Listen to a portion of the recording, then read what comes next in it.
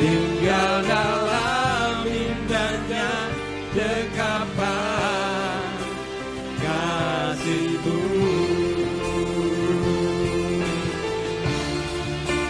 Tinggal dalam indahnya dekapan kasih-Mu. Sekali lagi bersama. Tinggal dalam indahnya dekapan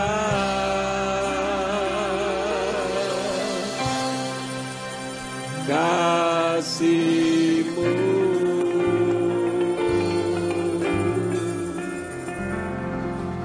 Mari kita deklarasikan nama Yahweh di dalam pujian Shema Yisrael Yahweh Eloheinu Yahweh Echad. Shema Yisrael Yahweh Eloheinu Yahweh Echad. Shema Indonesia, Shema Indonesia Yahweh Eloheinu Yahweh Echad. Shema Ambarawa, Shema Ambarawa Yahweh Eloheinu Yahweh Echad.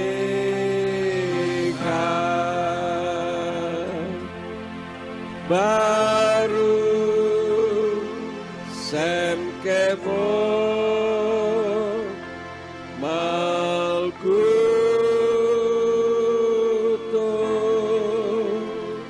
Leolam Bae.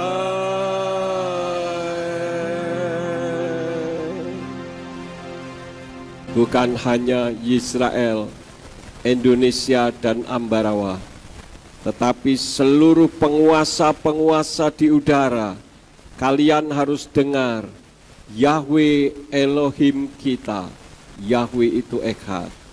Karena hanya Bapa Yahweh lah yang layak dan berhak untuk ditinggikan dan disanjung. Oleh karena itulah pada saat ini kami boleh memuji-muji dan meninggikan nama Bapa Yahweh. Sekarang ya Tuhan, kami akan mendengar isi hati-Mu. Engkau urapi hamba-Mu dan urapi setiap kami yang mendengar firman-Mu dengan urapan yang sama. Baik kami yang ada di ruangan ini, maupun kami yang mendengarkan dari rumah masing-masing. Urapan itu mengalir di dalam setiap kami, sehingga apa yang disampaikan dapat kami pahami dan kami mengerti, sebagaimana Engkau memberikan pemahaman dan pengertian kepada hamba-Mu. Dan jika ada kuasa penguasa roh jahat di udara yang akan merebut kebenaran firman dari dasar hati dan pikiran kami dengan memalingkannya ke tempat-tempat lain, kami hancurkan, kami patahkan di dalam nama Yeshua HaMashiach. Pergi kau keluar, tinggalkan setiap kami, baik yang ada di ruangan ini maupun yang ada di rumah masing-masing, supaya kami dapat memahami kebenaran firman. Berikan kemampuan kepada kami bukan hanya untuk memahami firman-Mu, tetapi juga melakukannya di dalam kehidupan kami. Terima kasih Bapa, demi nama Adonai Yeshua HaMashiach, kami berdoa dan mengucap syukur. Haleluya. Semua yang percaya katakan amin. Silakan duduk, Bapak Yahweh memberkati. Shalom Aleichem. Puji Bapak Yahweh, pada hari ini sesuai dengan flyer yang sudah saudara terima, saya masih akan menyampaikan bagian lain dari 11 pertanyaan dengan judul Tuhan menciptakan Tuhan.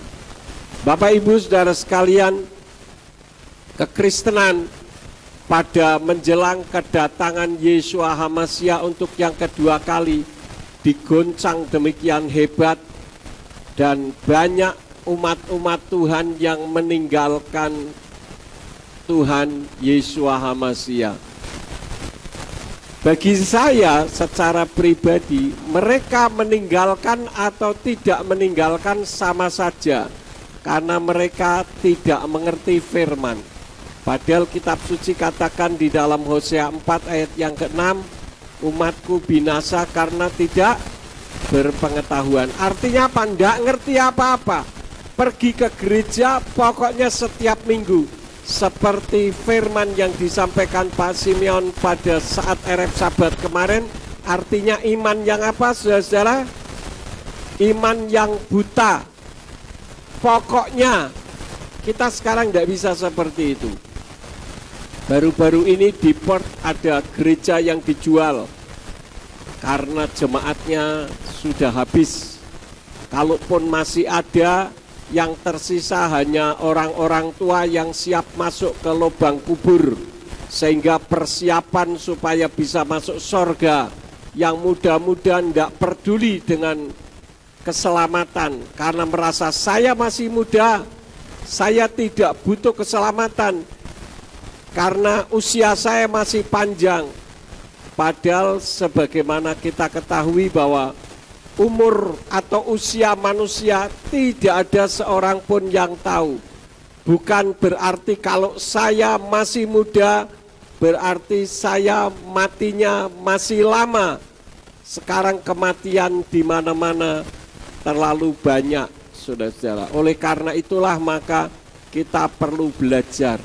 Nah, untuk merefresh atau menyegarkan ingatan kita, maka saya akan memutar video yang kemarin sudah diputar hanya sekedar untuk menyegarkan ingatan kita.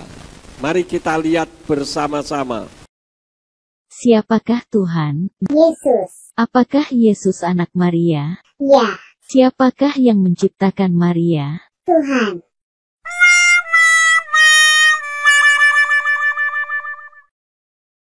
Siapakah Tuhan? Yesus. Apakah Yesus dilahirkan? Ya, Siapakah Bapaknya? Tuhan.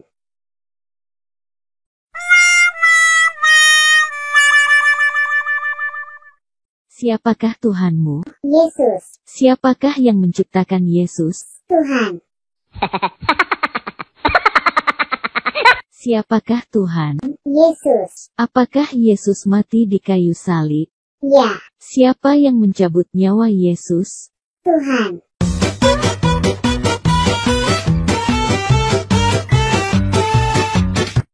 Siapakah Tuhan? Yesus. Apakah Yesus utusan Tuhan? Ya, Siapakah yang mengutus Yesus? Tuhan. Lalu siapakah Tuhan? Yesus. Apakah Yesus menyembah Tuhan? Ya, Siapakah yang disembah Yesus? Tuhan. Siapakah Tuhanmu? Yesus. Apakah Yesus berdoa? Ya, Kepada siapakah Yesus berdoa? kepada Tuhan.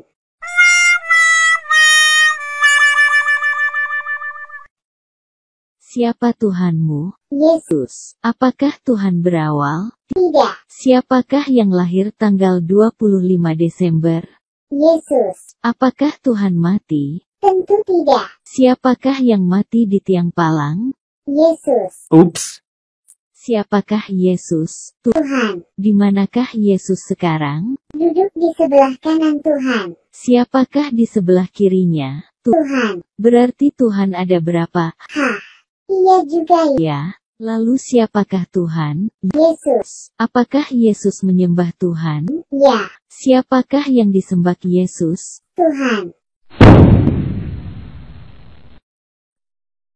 Siapa Tuhanmu? Yesus. Apakah Yesus tahu hari kiamat? Tidak. Siapakah yang tahu hari kiamat? Tuhan. Jadi apakah Yesus Tuhan? Kata pendeta imani saja. Ya, Bapak Ibu saudara sekalian, 11 pertanyaan tadi itu pertanyaan blunder. Dan banyak orang Kristen yang dibuat blunder. dibuat bingung. Dan banyak yang tidak mampu menjawab sehingga kekristenan menjadi bahan ejekan. Tetapi tidak demikiannya halnya dengan kita. Amin. Nah, untuk lebih jelasnya saya akan ulangi lagi pertanyaannya, kemudian nanti saya akan masuk kepada materi kita pada saat ini.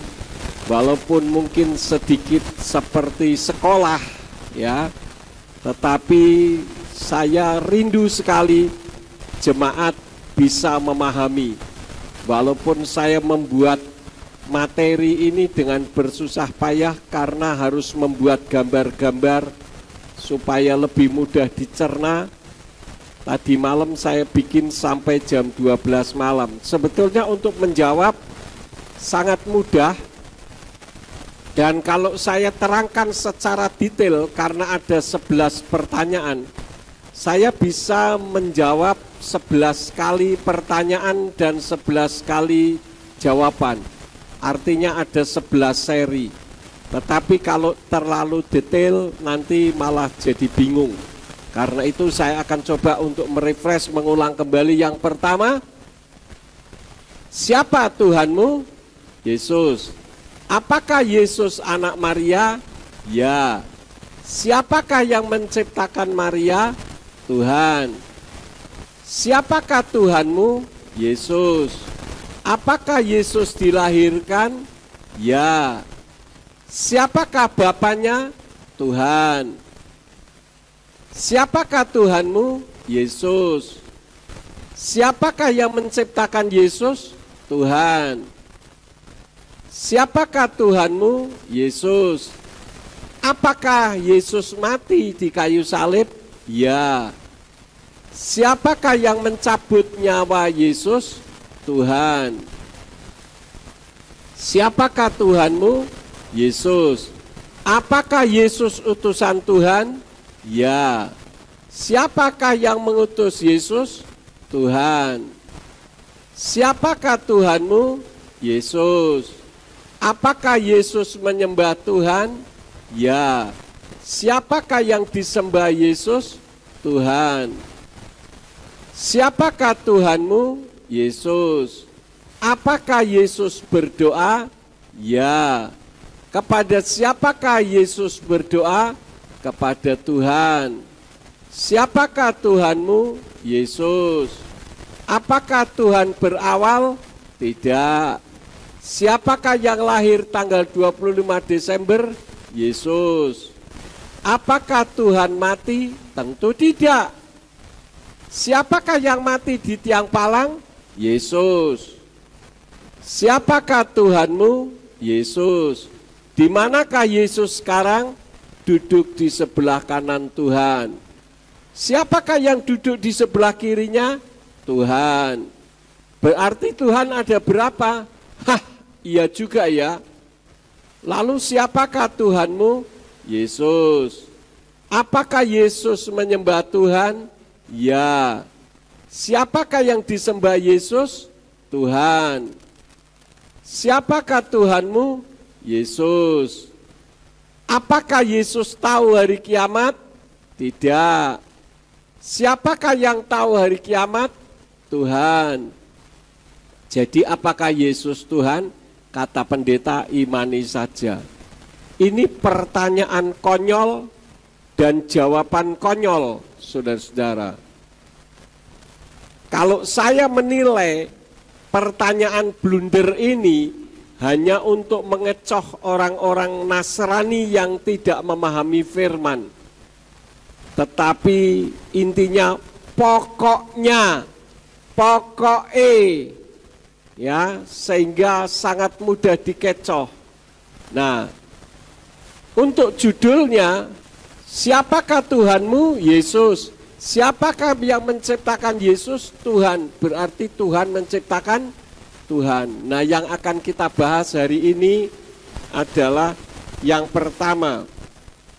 Siapakah Tuhanmu? Yesus. Apakah Yesus dilahirkan? Ya. Siapakah Bapaknya? Tuhan. Siapakah Tuhanmu? Yesus. Siapakah yang menciptakan Yesus? Tuhan. Siapakah Tuhanmu? Yesus. Apakah Yesus mati di kayu salib? Ya. Siapakah yang mencabut nyawa Yesus? Tuhan. Siapakah Tuhanmu? Yesus. Apakah Yesus utusan Tuhan? Ya. Siapakah yang mengutus Yesus? Tuhan. Siapakah Tuhanmu? Yesus. Apakah Yesus menyembah Tuhan? Ya. Siapakah yang disembah Yesus? Tuhan. Ini yang akan menjadi pembahasan kita. Ya, sekarang dimulai tadi berarti diawali dari pertanyaan yang kedua. Siapakah Tuhanmu? Jawabannya apa, saudara-saudara? Wah, sudah pinter ya. Siapa Tuhanmu? Yahweh. Kenapa Yahweh? Karena predikat Elohim lah yang melekat pada Yahweh. Elohim itu apa? Elohim itu bahasa Ibrani yang kalau diterjemahkan artinya Tuhan, Gusti, Lord, God, dan sebutan-sebutan lainnya yang mengacu kepada sebuah sesembahan. Jadi Elohim juga bisa dipakai untuk mempredikatkan dewa-dewa, ya. Tetapi predikat Elohim melekat kepada Yahweh, sedangkan yang melekat kepada diri Yesua adalah Adonai atau Adon. Adonai itu apa artinya? Tuanku. Adonai itu Adon Ani. Adon itu Tuan, Ani itu aku. Jadi Adonai itu Tuanku. Sedangkan Adon itu Tuan. Kalau kita membaca di dalam perjanjian baru, predikat yang melekat dalam diri Yesua adalah Adonai atau Adon, bukan Elohim. Tetapi bukan berarti Yesua bukan Elohim, ya. Saya sudah menyampaikan pada minggu yang lalu. Jadi bagi yang minggu yang lalu belum mengikuti, bisa melihat videonya supaya lebih jelas. Apakah Yesua dilahirkan? Jawabnya apa? Ya. Kemudian yang menjadi pertanyaannya, memangnya kenapa kalau Yesua dilahirkan? Kenapa ada pertanyaan-pertanyaan blunder itu? Karena Tuhan yang melampaui akal atau melampaui batas pikiran manusia dimasukkan di dalam pikiran sehingga dilogikakan. Artinya kalau tidak masuk akal berarti bukan Tuhan. Kalau saya sebaliknya, justru kalau Tuhan itu semuanya bisa masuk akal, itu yang bukan Tuhan. Karena saudara dan saya juga kita semua masuk akal. Artinya bisa dipikir dengan akal. Kenapa orang menjadi bingung? Karena dianggap tidak masuk akal. Padahal bukan Tuhan itu tidak masuk akal, tetapi melampaui akal manusia yang hanya sebesar kepalan tangan. Otak kita itu di dalam kepala ini kan hanya sebesar kepalan tangan saja, saudara-saudara. Bagaimana untuk mendeskripsikan tentang Tuhan? Sekarang misalkan saya berbicara tentang Tuhan itu kekal. Kekal itu mulainya kapan? Tidak berawal. Lah tidak berawal itu bagaimana? Bisakah dideskripsikan dengan otak kita? Tidak bisa. Kalau katakan semiliar miliar juta tahun sampai mulut kita doer, tetap itu ada awalnya. Bisa dipahami, saudara-saudara. Tuhan itu tidak berawal. Maka dari itu ketika ditanya oleh Mose, nanti kalau orang tanya tentang engkau, siapa engkau? Katakan Eye Aser Eye, aku ada yang aku ada. Artinya apa? Aku itu ada. Tetapi jangan stop sampai di situ. Itu Keluaran 3 ayat 14. Keluaran 3 ayat 15-nya baru mengungkapkan namanya. Ya, setan itu pekerjaannya memotong-motong ayat. Apa sih definisi Tuhan? Definisi Tuhan atau Elohim adalah predikat yang disandangkan untuk sesuatu yang disembah. Kalau misalkan laser pointer ini saya anggap, ya sekali lagi saya anggap sebagai Tuhan yang menciptakan langit dan bumi. Pertanyaan saya, boleh atau tidak? Boleh atau tidak? Ya boleh saja, itu hak-hak saya. Tapi apakah laser pointer ini bisa menciptakan? Itu yang jadi permasalahannya. Dan kalau saya katakan laser pointer ini adalah pencipta langit dan bumi, maka predikat yang bisa disandangkan apa, saudara-saudara? Predikat yang disandangkan apa? Elohim atau Adonai? Elohim. Paham, saudara-saudara? Kalau ini saya jadikan Tuhan, maka predikat yang menyertainya disebut Elohim, bukan Adonai. Ya. Tapi semua jawaban-jawab ini masih jawaban koma. Maka ketika ditanya siapa Tuhanmu, jawaban kita apa? Yahweh. Apakah berarti Yeshua bukan Elohim? Ya, itu titiknya di situ. Tapi kan orang memotong-motong. Siapakah Tuhanmu? Yahweh. Berarti Yeshua bukan Tuhan, ya kan? Betul enggak? Kalau dikatakan siapakah Tuhanmu? Yahweh. Berarti Yeshua Tuhan atau bukan? Bukan. Kan dipotong-potong. Maka saya katakan ini pertanyaan koma.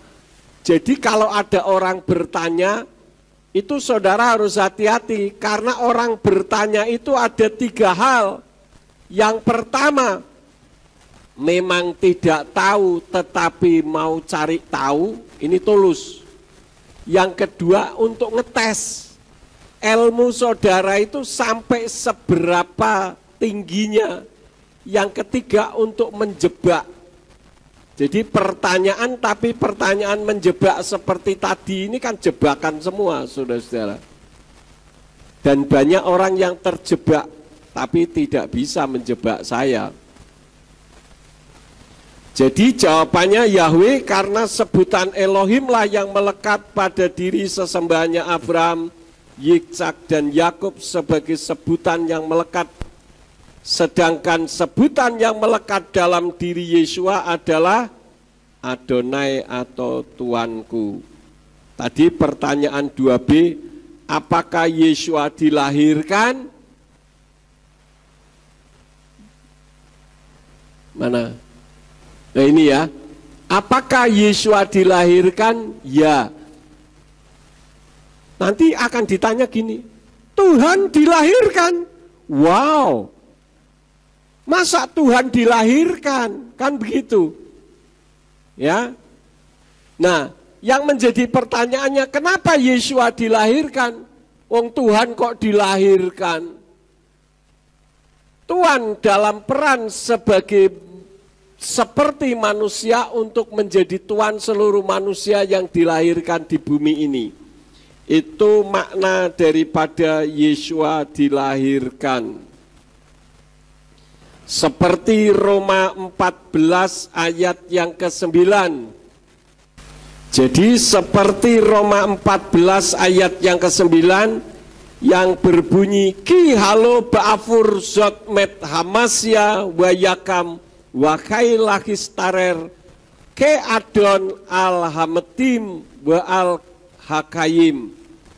Sebab karena hal inilah Hamasyah telah mati dan bangkit dan hidup kembali, supaya dia menjadi Tuhan baik atas yang mati maupun atas yang hidup.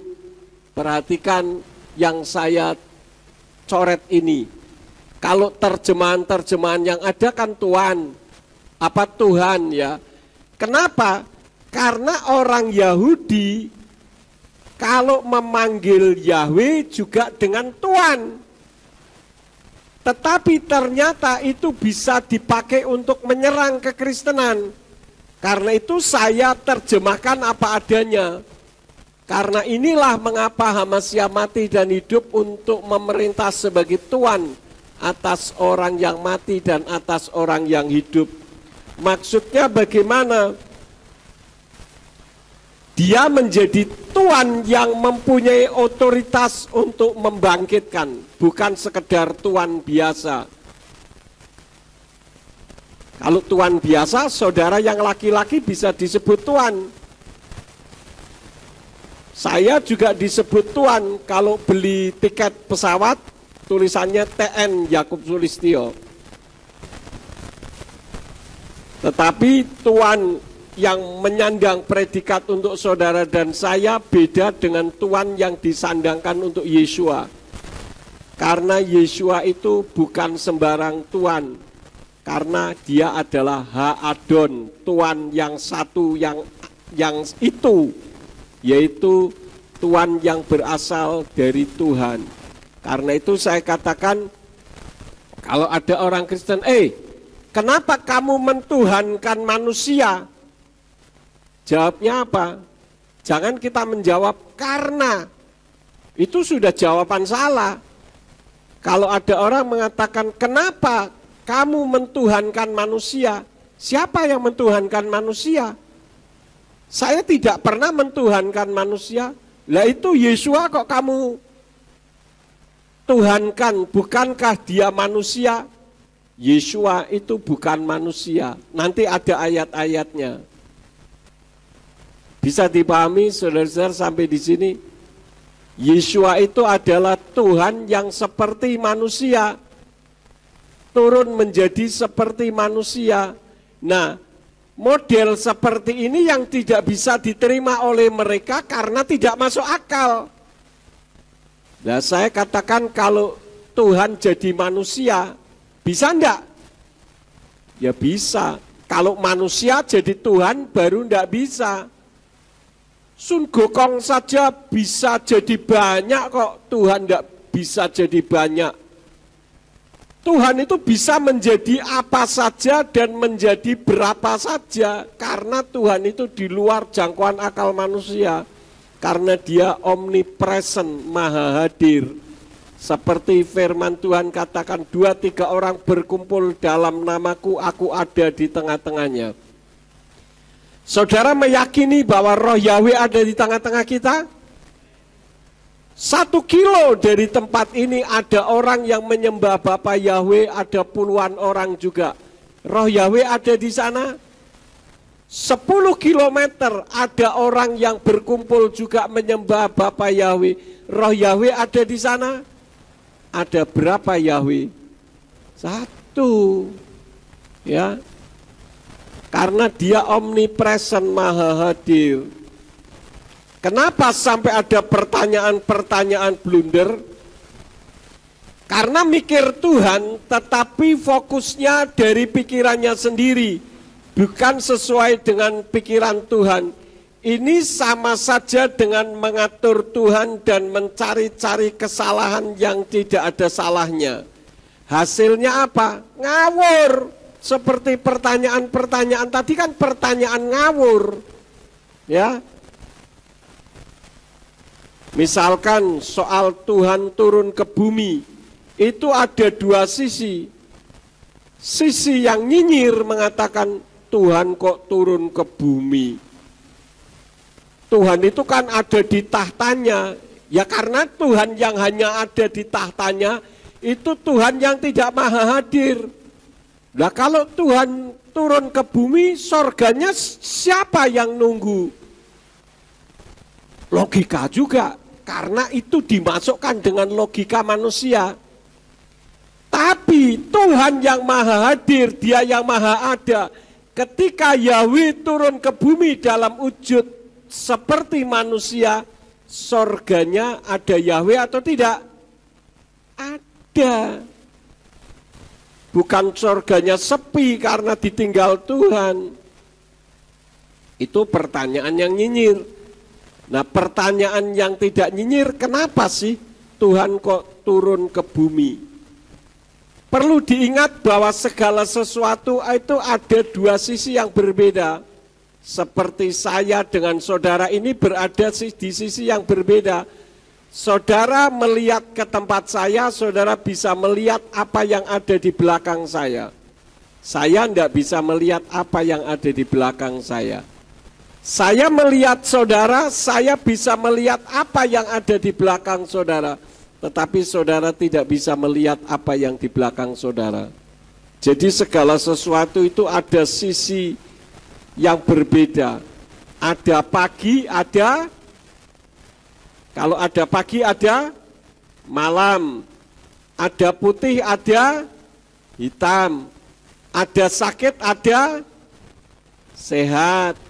Ada pria, ada wanita. Ada lapar, ada kenyang. Jadi tergantung dari sudut mana kita memandang. Contoh, saya punya apotek. Kalau ditinjau dari sudut nyinyir, wah, Pak Yakub itu menghendaki banyak orang sakit. Karena kalau tidak ada orang sakit, obatnya nggak laku. Betul nggak? Betul. Ya, tapi itu kan pikirannya ngaco, saudara-saudara. Nah sekarang kalau ditinjau dari sudut yang beda, untung ada apotek. Kalau tidak ada apotek ketika saya sakit, saya cari obatnya susah, kan begitu? Ya. Nah yang lebih konyol lagi kalau jualnya jual peti mati. Berarti Pak Yakub menghendaki orang mati. Kalau tidak ada orang mati, petinya nggak laku. Betul nggak? Ya betul. Tapi apakah karena saya jual peti mati berarti saya menghendaki orang mati? Kan tidak. Ya kan? Karena semua orang pasti mati, kan begitu. Jadi tergantung dari sudut mana orang menilai, memberikan sudut pandang pendapatnya. Ya. Kemudian sekarang yang berikut, yang kedua bagian B. Siapakah bapaknya? Siapa? Tuhan. Justru Yahweh itulah bapaknya. Maka kita menyebut Bapa Yahweh, ya.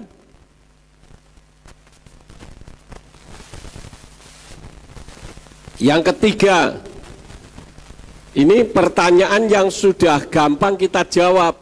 Siapakah Tuhanmu? Yahweh. Jadi kalau ada orang tanya, kalau orang Kristen yang tanya siapakah Tuhanmu, jawabnya apa? Kalau orang Kristen, Yesua. Ya. Kalau orang Kristen yang tanya, Yesua. Kalau enggak nanti saudara dianggap sesat karena tidak menjadikan Yesua sebagai Tuhan. Ya, karena kalau orang Kristen yang tanya itu artinya sudah pertanyaan titik, cuma jawabannya belum tentu memuaskan mereka, kan begitu. Karena kita juga menyebut Yahweh. Kenapa? Karena Yahweh itu Yeshua HaMashiach itu sendiri. Nah, siapakah yang menciptakan Yeshua? Tuhan? Ya? Jawabannya, Yeshua tidak diciptakan. Jangan juga menjawab Yahweh, karena yang ditanyakan soal Yeshua, ya. Ini kan siapakah yang menciptakan Yesus di pertanyaan itu, ya? Saya ganti, siapakah yang menciptakan Yeshua? Tuhan? Tidak, Yeshua tidak diciptakan. Kalau kita menjawab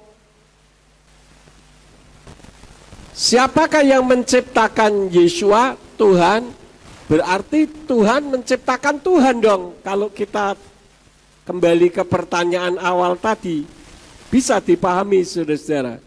Ya. Jadi kalau ditanya siapakah yang menciptakan Yesua? Yesua tidak diciptakan, justru Yesua itu sebagai pencipta. Ayatnya mana? Yohanes 1 ayat yang ketiga. Di sana berbunyi, kal hama asim niyu al yadu wa in dafar asyir na asami bal adai. Segala sesuatu terjadi oleh dia, dan tanpa dia tidak ada satu hal pun yang telah terjadi. Ini ayatnya ya. Ini kalau dibaca dari sini ke sini, dari sini ke sini. Kal hama asim niyu al yadu wa in dafar asyir na asami bal adai. Segala sesuatu terjadi olehnya. Oleh siapa? Oleh siapa di ayat ini? Yesua. Tanpa dia, yaitu tanpa Yesua tidak ada satu hal pun yang telah terjadi. Karena Yohanes 1 ayat yang ketiga itu sedang membicarakan Yesua. Lalu kenapa Yesua dianggap ciptaan? Seperti dalam Kolose 1 ayat yang ke-15. Ayat ini sering dipakai oleh ajaran sesat di dalam kekristenan yang menyatakan bahwa Yesua itu hanya ciptaan. Itu di dalam Kolose 1 ayat 15. Kolose 1 ayat 15 dikatakan dialah gambar Elohim yang tidak kelihatan, yang sulung dari segala ciptaan. Kalimat ini dianggap Yesua adalah ciptaan. Tetapi kalau kita membaca di dalam kitab Brit Kadasa atau perjanjian baru dalam bahasa Ibrani, berbunyi Wahu Salem Elohim Asyer Panal Lo Yirau Ufkor Kal Nifra, yang artinya dia adalah gambar Elohim yang sulung, yang tidak kelihatan dan semua ciptaan. Apa sih maksudnya? Maksudnya adalah semua ciptaan, baik yang kelihatan maupun yang tidak kelihatan, dan gambar Elohim atau Yahweh ada di dalam diri Yesua. Karena itu Yesua katakan, kalau engkau melihat aku, maka engkau melihat Bapakku, melihat Yahweh. Begitu. Jadi kesempurnaan yang kelihatan atau yang terlihat, dan yang tidak kelihatan atau tidak terlihat ada di dalam diri Yesua.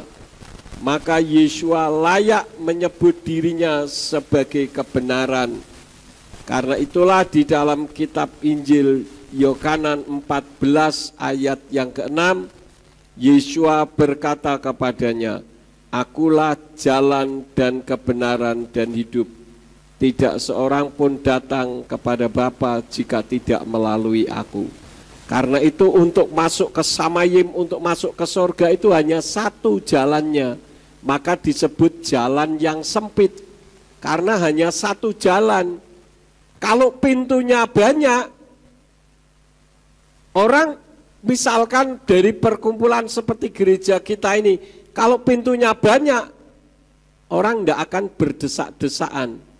Tapi karena pintunya satu, yaitu melalui Yesua, maka harus ngantri berdesak-desaan.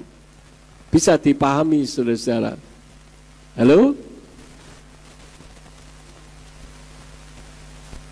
Nah, sekarang saya lanjutkan yang keempat. Siapakah Tuhanmu? Yahweh. Ini sudah gampang ya. Apakah Yesua mati di salib? Stop dulu sampai di sini. Apakah Yesua mati di salib? Jawaban kita apa? Ya.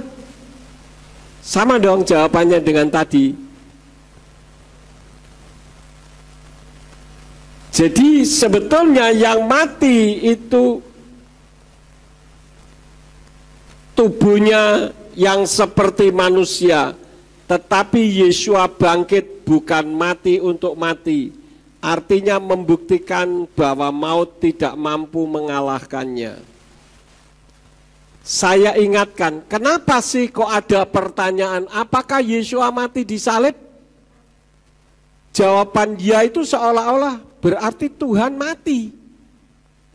Saya ingatkan bahwa setan justru sangat ketakutan kalau Yeshua mati. Maka setan memberitahu bahwa Yeshua tidak mati. Karena setan begitu mengerikan, sangat ketakutan kalau Yeshua mati. Kenapa? Karena kalau Yeshua mati, dia pasti bangkit. Artinya apa? Artinya ini sangat dalam dan menghancurkan otoritas setan. Semua orang yang mati itu tidak mampu bangkit sebelum waktunya rapture. Saudara-saudara kita seiman satu gereja yang sudah mendahului kita masuk ke liang lahat, mereka masih ada di kuburan jasadnya, mereka tidak bangkit. Kapan mereka bangkit? Saat rapture, saat kebangkitan. Ya, nih. Semua orang mati tidak mampu bangkit sebelum rapture. Yeshua bahkan membangkitkan El-Azhar atau Lazarus. Nah, Yeshua membangkitkan Lazarus itu juga mempermalukan setan. Lazarus ketika mati, El-Azhar ketika mati, artinya dia ada di tangan maut. Tetapi ketika Yeshua datang kepadanya, Yeshua datang ke kubur itu. Kalau saudara membaca kisahnya, ketika Yeshua diberitahu bahwa El-Azhar dalam keadaan sakit, Yeshua sengaja menunda kedatangannya untuk menjumpai El-Azhar yang dalam keadaan sakit. Tujuannya apa? Supaya El-Azhar mati. Nah, ketika El-Azhar mati, Yeshua katakan, oh itu hanya tidur. Ya, orang mungkin berpikir ini orang gimana sih? Orang sudah mati kok tidur. Tapi ketika sudah mati dan ada di kubur itu, Yeshua berdiri di luar. Kalau saya rekonstruksikan ulang, kira-kira begini, kalau dalam dunia supranatural, hai maut, lepaskan El-Azhar. Aku menghendaki El-Azhar hidup kembali. Maka Yeshua katakan di dalam Yohanan 11 ayat 43 sampai 44 bunyinya bagaimana? Dan setelah mengatakan hal itu, dia berseru dengan suara nyaring, El-Azhar atau Lazarus, keluarlah. Dan orang yang telah meninggal itu keluar sambil terikat kedua kaki dan tangannya dengan kain kafan, dan mukanya masih terbungkus dengan sapu tangan. Yeshua berkata kepada mereka, lepaskanlah dia dan biarkanlah pergi. Jadi Yeshua menundukkan maut. Paham saudara-saudara? Yeshua menundukkan maut. Coba kita katakan bersama-sama, Yeshua menundukkan maut. 2, 3. Jadi maut itu ditundukkan. Kalau saya rekonstruksikan dalam dunia nyata, kira-kira El-Azhar itu dipegang oleh maut. Kemudian Yeshua datang dan berkata, maut, serahkan El-Azhar. Aku ingin dia hidup kembali. Lalu maut membuka tangannya dan menyerahkan, maka El-Azhar hidup kembali. Artinya Yeshua mampu menguasai maut. Maka ketika dia mati, dia bangkit. Dan ini yang ditakuti oleh setan, saudara-saudara. Ya, itu yang ditakuti setan. Sekarang pertanyaan berikut. Siapa yang mencabut nyawa Yesua? Jawabnya apa? Tuhan? Bukan. Saya tegaskan, bukan Tuhan. Tidak ada yang bisa mencabut nyawa Yesua. Karena dia adalah pemilik kehidupan. Maka dia katakan, akulah jalan kebenaran dan hidup. Karena dia yang memiliki kehidupan. Kehidupan saudara dan kehidupan saya juga di tangan Yesua. Jadi tidak ada yang bisa mencabut nyawa Yesua. Lalu kenapa Yesua mati? Karena Yesualah yang menyerahkan nyawanya. Diserahkan, bukan dicabut. Bapa Yahweh tidak mencabut nyawa Yesua, tetapi karena Yesua menyerahkannya. Matius 27 ayat yang ke-50 dari Indonesian Literal Translation dikatakan, dan sambil berteriak lagi dengan suara nyaring, Yesua menyerahkan rohnya. Yesua apa? Menyerahkan rohnya. Kemudian Markus 15 ayat 37 dari Indonesian Literal Translation katakan apa? Dan Yesua setelah meneriakkan suara yang nyaring, dia menyerahkan rohnya.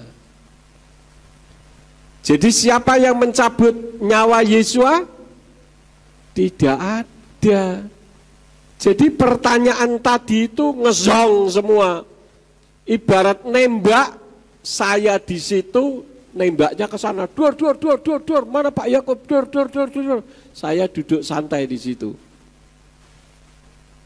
Kenapa? Karena pertanyaan ini pertanyaan yang mengada-ada dan pertanyaannya orang yang tidak ngerti firman. Tetapi coba untuk mengacak-acak firman kita. Kalau saya yang mengganti mengacak-acak firman orang yang mengacak-acak firman kita, kira-kira apa saudara-saudara? Penistaan agama, ya kan? Tapi kita tidak perlu membalas, kita berikan jawaban.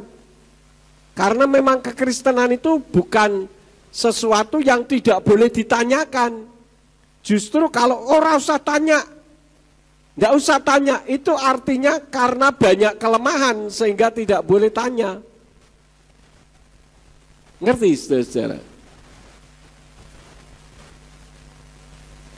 Seperti dulu, waktu pertama kali saya mengenal nama Bapak Yahweh kan saya sedang mulai mempelajari. Saya waktu itu masih belum pede, tidak percaya diri begitu. Yang memberikan seminar siapa? Saya yang memberikan seminar. Tapi saya waktu itu minta tolong Pak Alam Atmaja, Olam Ben David dari Solo. Masih ingat? Saudara, inilah seminar yang saya sudah sampaikan kepada saudara. Kalau ada yang ingin tanya, silakan tanya, nanti teman saya yang akan menjawab. Karena saya belum bisa memberikan jawaban. Lah kalau sekarang, ya orang tanya, mari silakan. Asal tanyanya baik-baik, jangan pertanyaannya menghina atau menyerang pribadi. Kalau menyerang pribadi dan menghina lebih baik tidak usah tanya. Anggap aja kamu benar, selesai. Ya. Nah sekarang selanjutnya, siapakah Tuhanmu? Yahweh. Kemudian, apakah Yesua utusan Tuhan? Ya.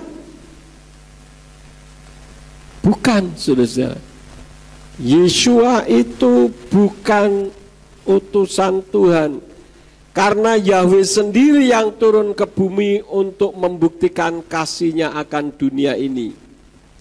Karena itulah maka di dalam kitab Injil Yohanan pasal 3 ayat yang ke-16 katakan dari Indonesian Literal Translation, Sebab Elohim demikian mengasihi dunia ini, sehingga dia mengaruniakan puteranya yang tunggal, supaya setiap orang yang percaya kepadanya tidak akan binasa, melainkan memperoleh hidup yang kekal.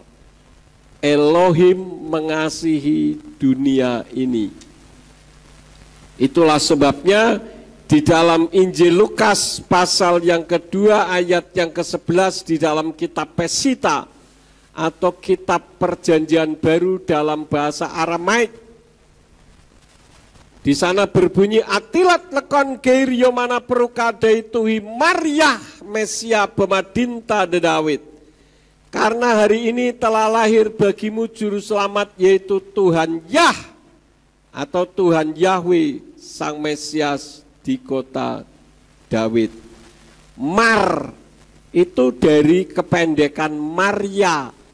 Maria itu beda dengan Maryah, padahal hanya beda huruf H di belakang. Kalau Maria itu sama dengan Elohim, sama dengan Tuhan. Tapi kalau Maryah itu Maria Yah atau Tuhan Yahweh. Seperti haleluya, itu dari kata halelu, artinya pujilah, dan Yah itu Yahweh. Lah sangat aneh bin ajaib, anti dengan nama Yahweh. Bahkan ada orang yang mengatakan begini, pendeta loh ini, jangankan saya menyebut Yahweh, mendengar saja telinga saya najis. Oh, itu kalau Tuhan marah dibuat budek, kapok saudara-saudara. Masa menyebut Tuhannya sendiri najis, bahkan mendengar orang ngomong tentang Yahweh saja najis telinganya. Ini kan penghinaan saudara-saudara. Itu menunjukkan orang Kristen tidak ngerti Tuhannya sendiri. Ini mengerikan sekali. Ya, jadi Yeshua itu adalah Maryah, Maria Yah, Mesia bemadinta di Daud. Jadi ketika dilahirkan di kota Daud, wujudnya bayi, tetapi itu adalah Maryah atau Elohim Yahweh. Jadi saudara dan saya adalah orang yang beruntung, karena kita mengenal siapa Yahweh itu sesungguhnya. Ya. Jadi siapa yang disebut Elohim di dalam Yohanan 3 ayat yang ke-16 dikatakan Yahweh mengasihi dunia ini. Karena demikian Elohim. Elohim di situ siapa? Yahweh mengasihi dunia ini sehingga ia mengaruniakan putranya. Loh, putra Pak, brojoli Tuhannya. Anak, putra itu kan anak laki-laki. Ya, berarti Tuhan brojoli itu kan menurut pikiran Anda yang memikir dengan cara pikiran manusia, seperti saya buka toko apotek, dikatakan saya menghendaki orang sakit, kita sempok saudara-saudara. Ya kan?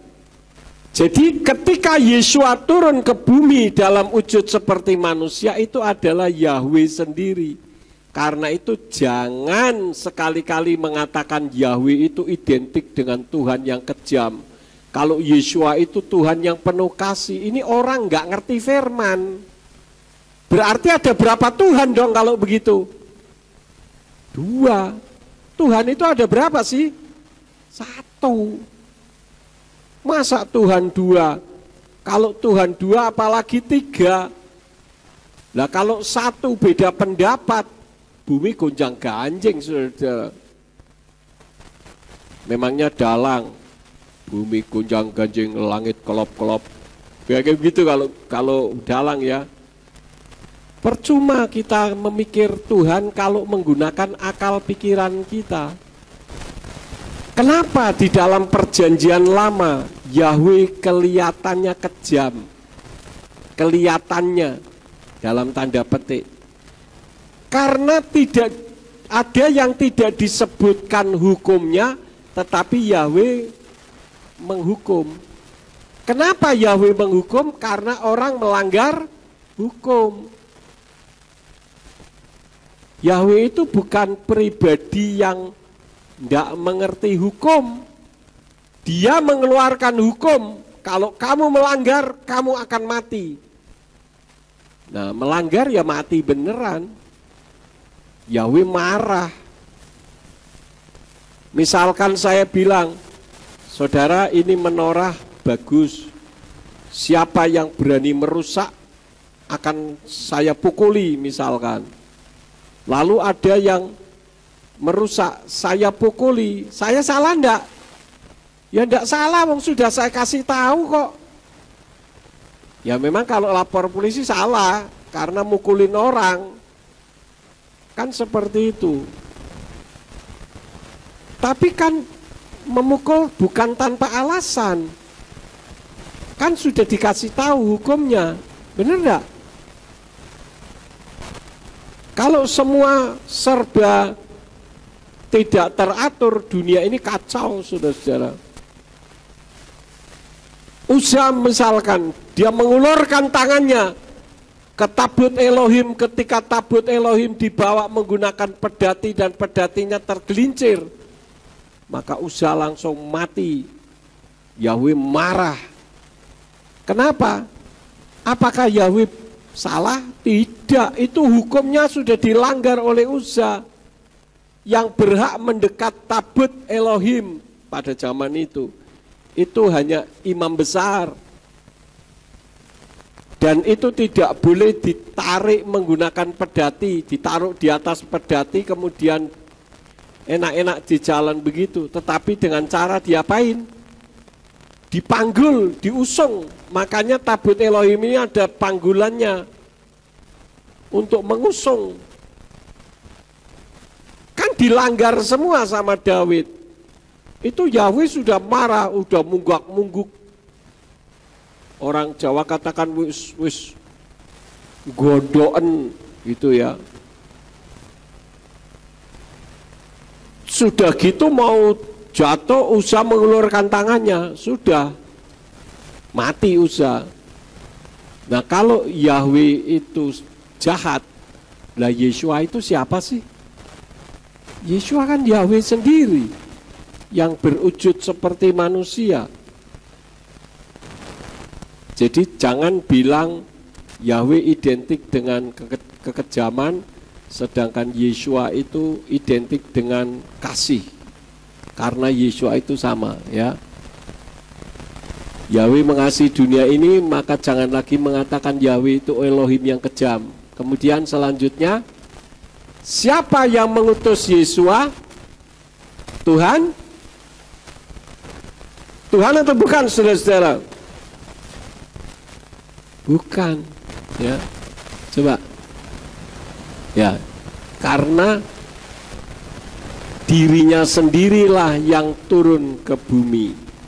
Filipi 2 ayat yang ke-8.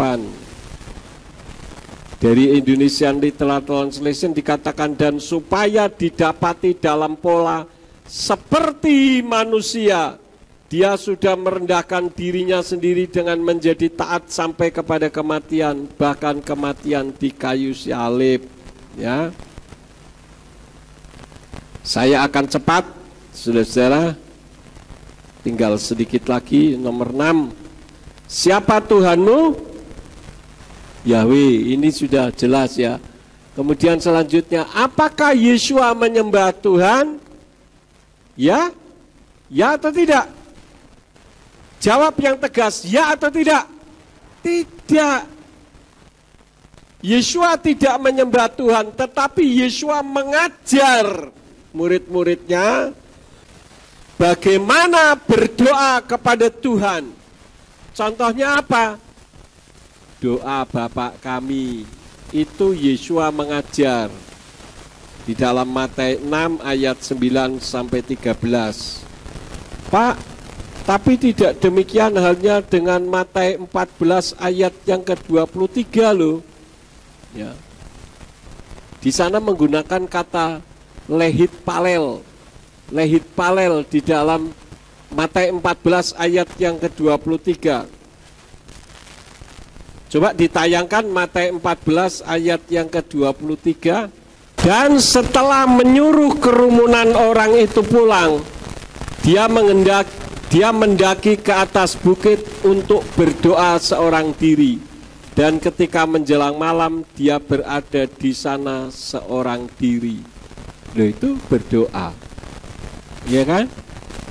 Nah, di dalam bahasa Ibrani ternyata wayehi besaleko et hamon haam wayal el hahar badat lehit palel. Ini lehit palel yang tadi ya.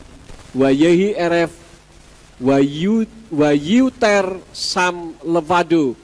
Dan setelah menyuruh kerumunan itu pulang, dia mendaki ke atas bukit untuk bukan berdoa seorang diri. Dan ketika menjelang malam dia berada di sana seorang diri, tetapi berkomunikasi, bahasa kasarnya itu ngobrol. Ngerti saudara?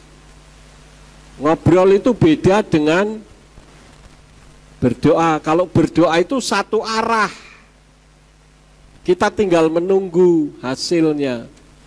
Tetapi ini ngobrol, ada interaksi, lehit palel. Ya.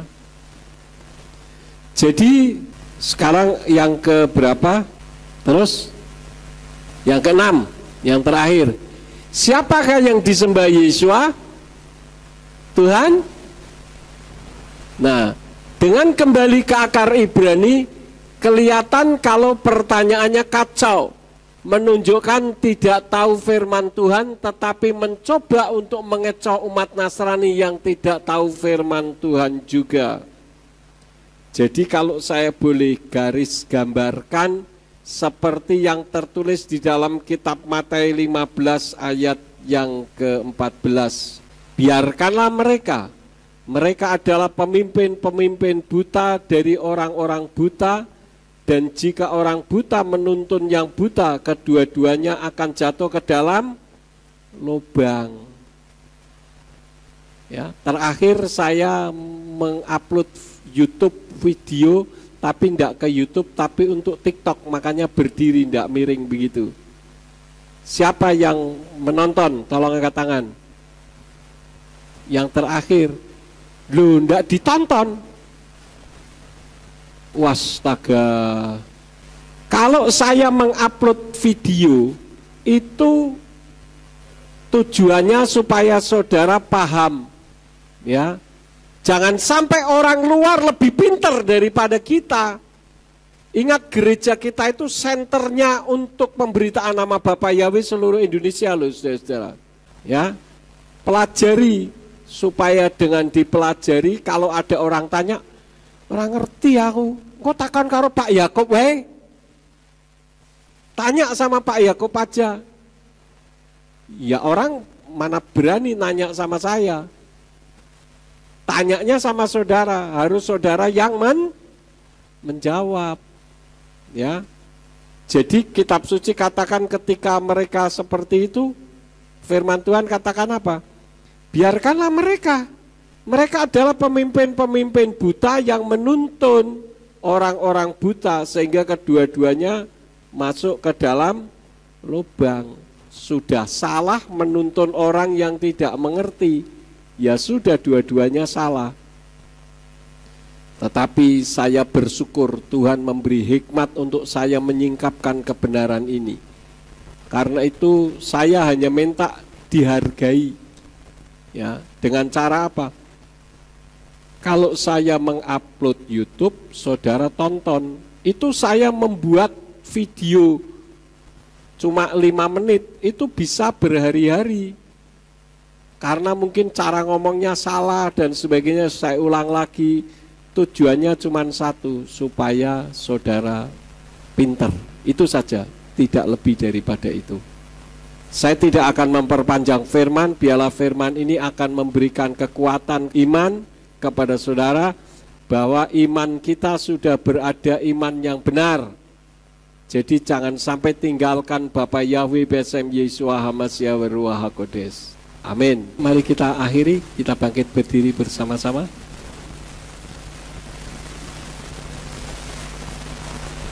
Bapa Surgawi, kami mengucap syukur Engkau telah menyingkapkan rahasia kebenaran firman-Mu tentang diri Tuhan yang sesungguhnya. Tuhan berkati agar seluruh jemaat di Ambarawa dapat lebih memahami akan kebenaran firman-Mu. Terima kasih ya Bapa. Kalau sebentar kami akan pulang, kirim malaikat Tuhan untuk menjaga melindungi kami, tibakan di rumah masing-masing dengan selamat, baik yang kembali ke Ambarawa dan sekitarnya maupun ke luar kota, untuk Pak Is dan Bu Veronica yang kembali ke daerah Jogja. Tuhan sertai perjalanannya, apa yang menjadi kerinduan dan isi hatinya Engkau yang akan mengabulkannya. Engkau memberkati seluruh jemaat yang mendengarkan firman-Mu dan melakukannya, baik yang ada di ruangan ini maupun yang ada di rumah masing-masing. Berkati semua yang sudah ambil bagian di dalam pelayanan pada saat ini. Engkau pakai semakin hari semakin heran. Sekarang berkatilah kami, karena kami siap menerima berkat daripada-Mu. Mari kita angkat kedua belah tangan kita untuk menerima berkat Yahweh. Yefarka Yahweh wa Yus mereka. Yahweh memberkati engkau dan memelihara engkau. Yair Yahweh pano oleh kawikuneka. Yahweh menyinari engkau dengan wajahnya dan memberi engkau anugerah. Yisa Yahweh pano oleh kawiyashem leka shalom. Yahweh menghadapkan wajahnya kepadamu dan memberi engkau damai sejahtera. Diberkatilah engkau di kota dan diberkatilah engkau di ladang. Diberkatilah buah kandunganmu, hasil bumimu dan hasil ternakmu, yakni anak lembu sapimu dan kandungan kambing dombamu. Diberkatilah bakulmu dan tempat adonanmu. Diberkatilah engkau pada waktu masuk dan diberkatilah engkau pada waktu keluar. Sekarang pulanglah dan terimalah berkat kasih Bapa Yahweh Sang Pencipta, kasih karunia Adonai Yeshua HaMashiach Sang Pembeli jiwa, dan Ruach HaKodes menyertai saudara sekalian sampai Maranatha.